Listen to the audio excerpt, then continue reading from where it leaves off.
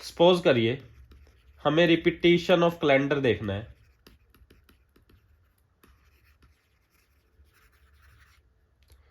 और हमें एक केस दे दिया कि भाई बताइए अभी 2000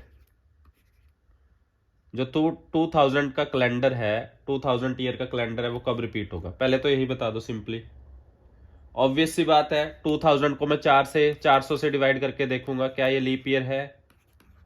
2028 में होगा सर। है ये लीप ईयर? बिल्कुल है। अगर लीप ईयर होता है तो मुझे क्या करना होता है, उसमें कितना ऐड करना होता है? 28। तो ये 2028 में क्या होगा? रिपीट होगा। ये तो सिंपल सा केस है। लेकिन अब इसमें इफ एंड बट भी बहुत लग जाते हैं। वो कब लगेंगे? सपोज करिए उसने क्वेश्चन पूछ लिया 1892 का कैलेंडर कब रिपीट होगा। जो 1892 का कैलेंडर था वो एज इट इज किस साल में, आने वाले सालों में रिपीट हुआ होगा। अब अगेन मैं इसको देखता हूं। मैं क्या करूंगा, पहले 1892 को 4 से डिवाइड करके देखूंगा, क्या ये लीप ईयर है? 4 4 ज़ा 16, 2 7 4 ज़ा 28, रिमाइंडर 1 एंड 4 3 ज़ा 12, तो 0 आ रहा है रिमाइंडर। तो that means it is a leap year. और अगर लीप ईयर है तो मुझे कितना ऐड करना है? मेरे पास क्या कॉन्सेप्ट है, जब भी लीप ईयर हो तो उसमें कितना ऐड करेंगे? 28। 10 9 10 11 12 एंड अगेन ये कितना आ गया?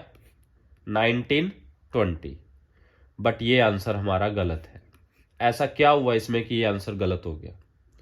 तो हमेशा ध्यान रखना, जब भी आप नई सेंचुरी में जाओगे, ये 19th सेंचुरी से आप 20 सेंचुरी में गए हो। 19th सेंचुरी कब शुरू हुई थी? 1802। कब तक रही? 1899। 20th सेंचुरी कब शुरू हुई? 1900 टू 1999। 21st सेंचुरी कब शुरू हुई? 2002 2099 तक रहेगी। यानी कि आप 1800 से 1900 में आए हो। ये बात समझ आ रही है सभी को? 1800 से 1900 में आ गए आप, एक नई सेंचुरी में, सेंचुरी ईयर क्रॉस करके एक नई सेंचुरी में आ गए।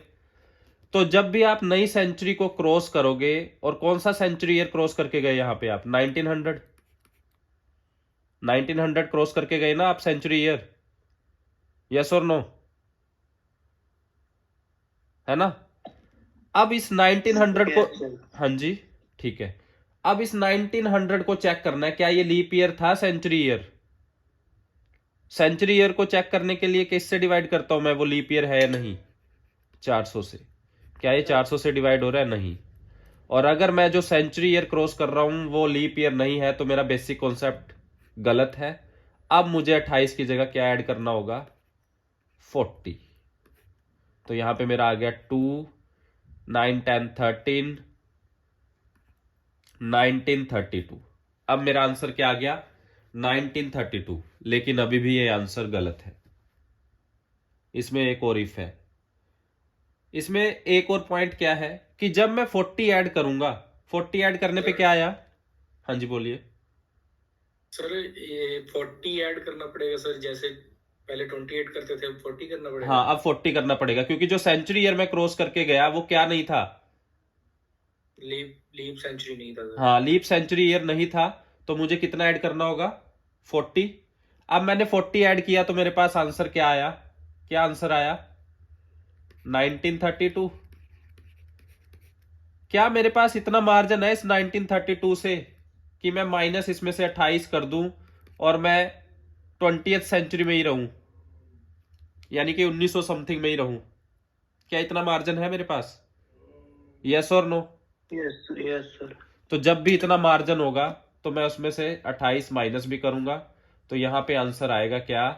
1904। That is the correct answer of this question. ये समझ आ रही है बात?